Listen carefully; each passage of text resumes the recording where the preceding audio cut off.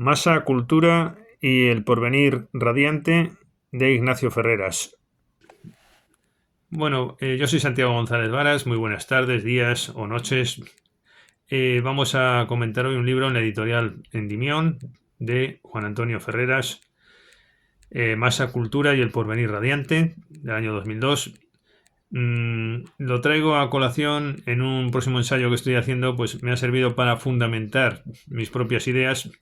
Estoy hablando de si la manipulación del capitalismo es la clave de la cultura actual y de la sociedad, y concluyo que no, sino que es más bien la voluntad popular el factor determinante de la cultura y de la sociedad que tenemos hoy día. Me parece lógico, porque además las constituciones es lo que dicen. No se habla de capitalismo siquiera en la Constitución española ni en la Ley Fundamental de Bonn, ¿no?, del 49. De lo que se habla es de soberanía popular, de democracia. Creo que hay que ajustar los planteamientos culturales a estas nuevas realidades. Bueno, pues bien, después de desarrollar en este ensayo próximo toda mi crítica a esta concepción, llego a un incidente, diríamos, ¿no? Una cuestión incidental, una reflexión incidental, que es hasta qué punto, más que manipulación, incluso habría un capricho de las editoriales, ¿no? Yo creo que las editoriales no no manipulan a la gente, sino que precisamente tienen una preocupación de llegar al gusto popular, ¿no?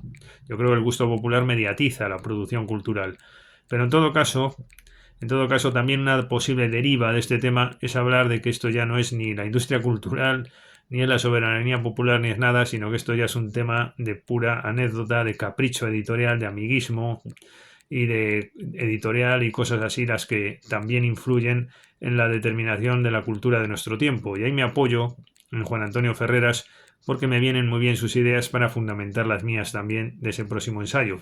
Bueno, pues esta introducción me parecía necesaria para explicar por qué he traído este libro y por qué es útil y qué perspectiva es en la que me he fijado para explicar aquí ahora en este vídeo sus ideas, ¿no?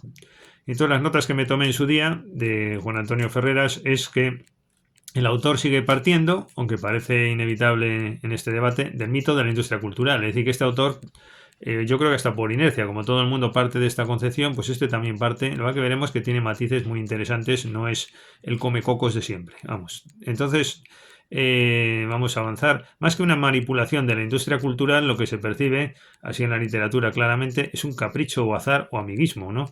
Aquí uno entra por un carril en una determinada editorial.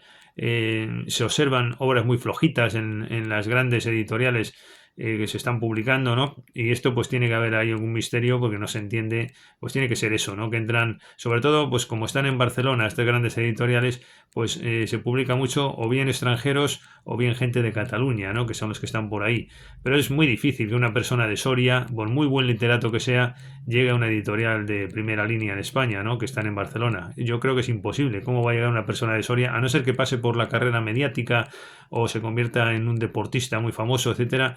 Lo veo muy complicado si no. Bueno, más que una manipulación de la industria cultural, lo que se percibe es un capricho, azar o amiguismo. Me estoy apoyando en Ferreras, no yo solo. Es que además quiero decirlo con apoyo de otras gentes, porque si no, parece que yo me enfrento aquí a todo el mundo, ¿no? No, se trata de exponer las ideas de Juan Antonio Ferreras, bueno, capricho o azar o amiguismo en aquello que puede importar en el plano de la influencia de la producción cultural desde el punto de vista de la industria editorial.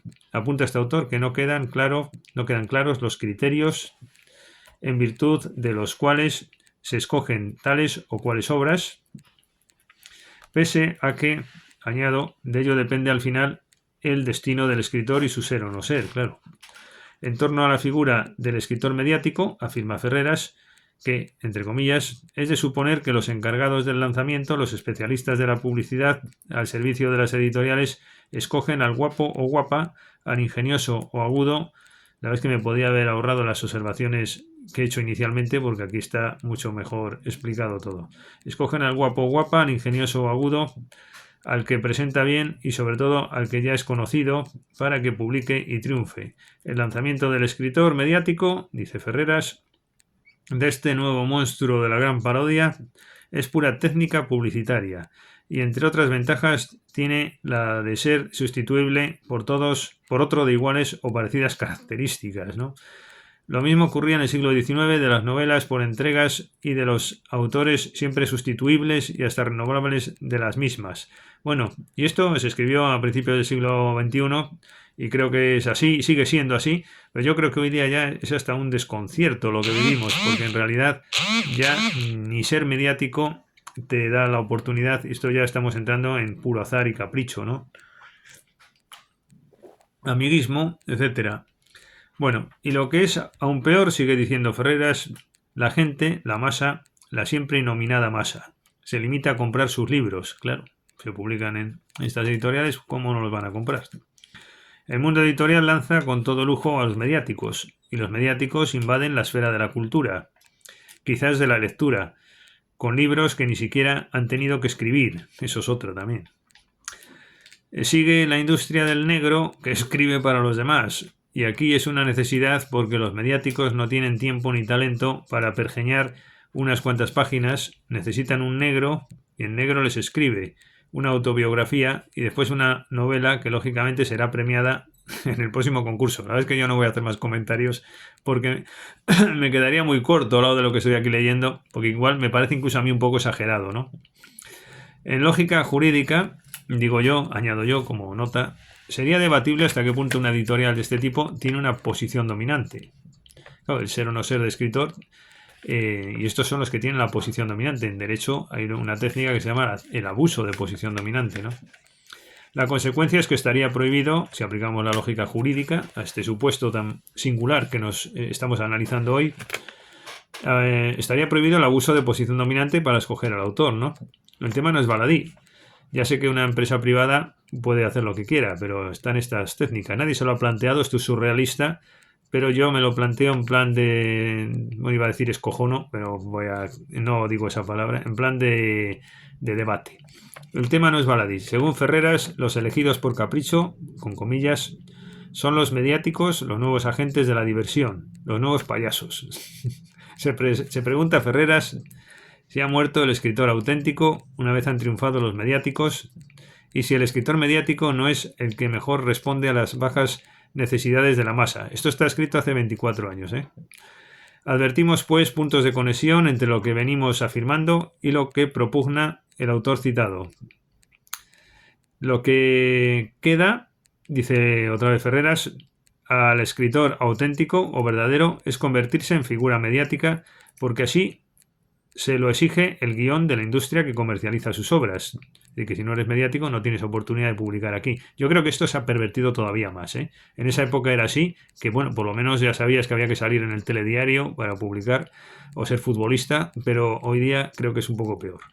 Bueno, o bien le queda también apartarse de la llamada vida cultural y seguir su camino solitario y quizás inédito, desconocido, siempre vigilando su libertad clandestina. Es decir, la otra vía que te queda como escritor es, pues eso, ser un clandestino.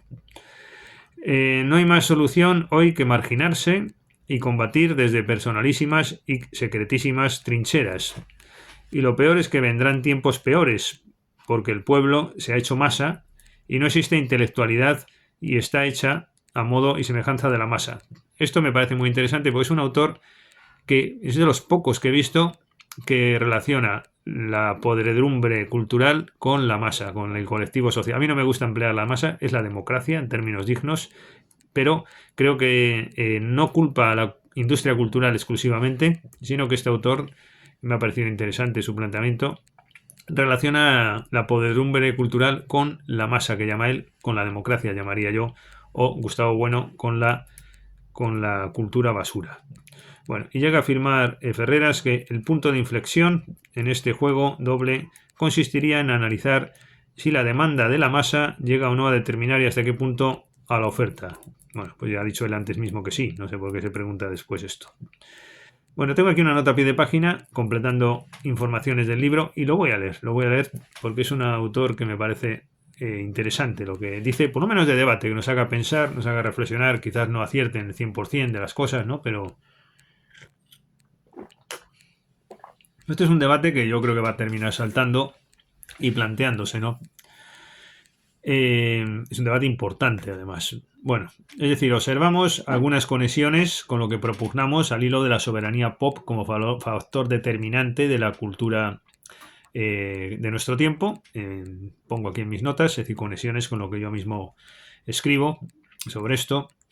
Es significativo, pues, cómo en el debate que nos ocupa puede ser útil una perspectiva jurídica del principio de soberanía popular y todo lo que ello representa. Claro, yo que soy jurista al mismo tiempo que escritor, cuando leo estos textos, claro, es que el derecho te aporta mucho, te aporta muchísimo como análisis. Es curioso que hoy día en el siglo XXI el derecho aporte tanto, ¿no? Yo me alegro de ser jurista porque me da un complemento de formación que veo que en el ámbito de la cultura no se tiene y me da capacidad analítica para analizar lo que realmente está ocurriendo hoy, ¿no? La soberanía pop, por ejemplo, que llamo yo en términos un poco jocosos. El autor, no obstante, realiza estos razonamientos en relación con el capitalismo, es decir, no acaba de liberarse de toda esa impronta dorniana un poco, pero está bien que combina las dos cosas, que también es mi planteamiento, porque yo también pienso que el capitalismo es una lacra, pero la soberanía popular lo es más. Bueno, el modelo social actual llamado capitalista, digo, una lacra más en lo cultural, ¿eh? La soberanía popular en lo político me parece un gran avance, pero no en lo cultural. Matizo eso, no sea que alguno saque eso de mi vídeo y diga, mira lo que dice este profesor de Derecho, ¿no? Bueno, el modelo social actual llamado capitalista genera un modelo cultural deficiente y un modo de vida solitario, que es lo que le queda al escritor. La alternativa que se nos ofrece es la de participar para robustecer el rebaño de la mediocridad. El autor que hemos seleccionado para profundizar en el debate, digo yo, llega a acercarse a nuestra idea en el sentido de que el pueblo influye en la producción cultural cuando afirma, entre comillas, estar en el mundo, expresión existencial de muy rancia raigambre filosófica, se ha transformado en estar en la televisión, en el periódico, en el cotarro comercial, siempre comercial, lo que demuestra que la masa puesta en marcha se ha transformado en autoridad y en valor. Ojo con esto que es muy importante, ¿eh? Es decir, poner en valor el pueblo como factor determinante de la creación de cultura artística. En muy poquitos autores he visto esta idea.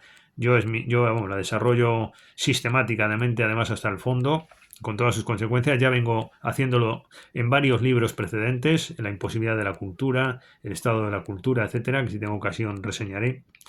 Bueno, decíamos que la masa puesta en marcha se ha transformado en autoridad y en valor, y lo que demuestra que con las masas no se juega impunemente, ya que los espíritus miserables y los ciegos corazones se han alzado con la autoridad y el poder. Pues con la autoridad, son la autoridad porque autorizan lo que sí y lo que no. Es importante esto, cómo se pone en valor al pueblo en el proceso de creación de la cultura. Y son el poder porque solo ellos, a los ciegos y bajos de espíritu, pueden autorizar, reconocer, galardonar, premiar y hasta castigar si llega el caso. Y es que tengamos en cuenta, añado yo de manera improvisada, que hoy día se ha perdido el código cultural. Es decir, para hacer un libro que es el exponente cultural, ya no hay que seguir carrera de escritor. Apoyándonos en este autor, diríamos que hay que hacer carrera de mediático y después llegar a la cultura, lo cual supone una desvirtuación de lo cultural. Pero como digo, esto se escribió hace 20 años, que era plenamente vigente, pero creo que esto se ha empobrecido todavía más últimamente porque ya no hay ni mediáticos, ya se ha masificado hasta lo mediático. Entonces creo que hoy funciona más el tema del capricho, me da la impresión de que más que incluso que lo mediático, creo. Y un poco participa la industria cultural, pero sobre todo la masa popular es un factor muy importante. La masa, dice aquí el autor, moldea la sociedad y hasta la llamada cultura se ha masificado, socializado, banalizado.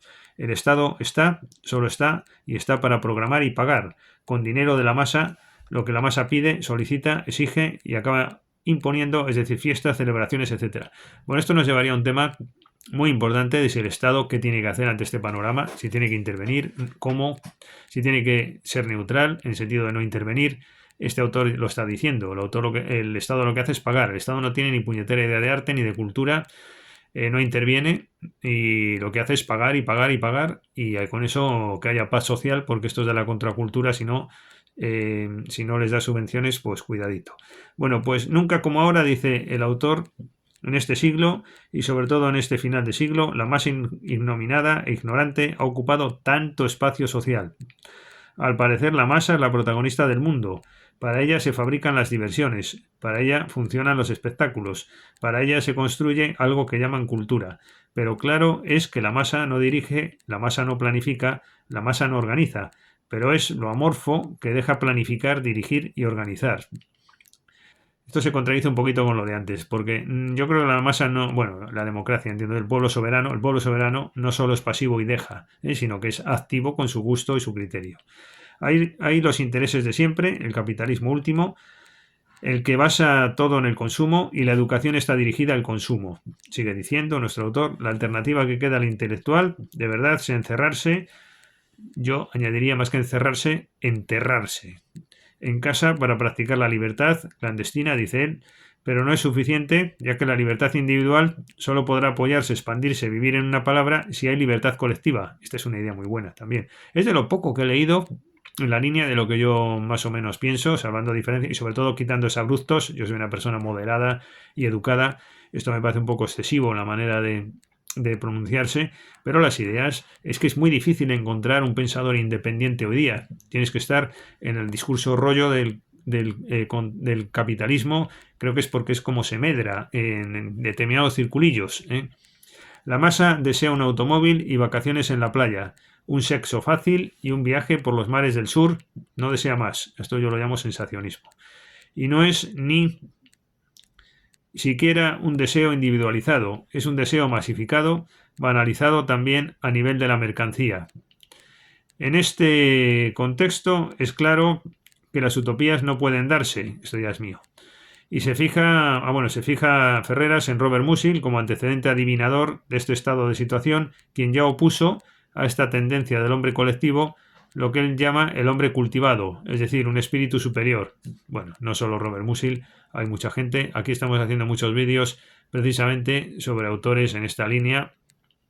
No me quiero extender más, estos son cortos sobre libros largos y aquí nos hemos extendido bastante, pero en este ambiente de tanto escritor escribiendo, fíjense, estos están en Endymion, es una editorial muy poco conocida, todos los autores que escriben en Anagrama, en todo en Taurus, que siguen en Herder de la cultura manipuladora por la industria, tal, todo eso, boom, boom, y uno y otro y otro.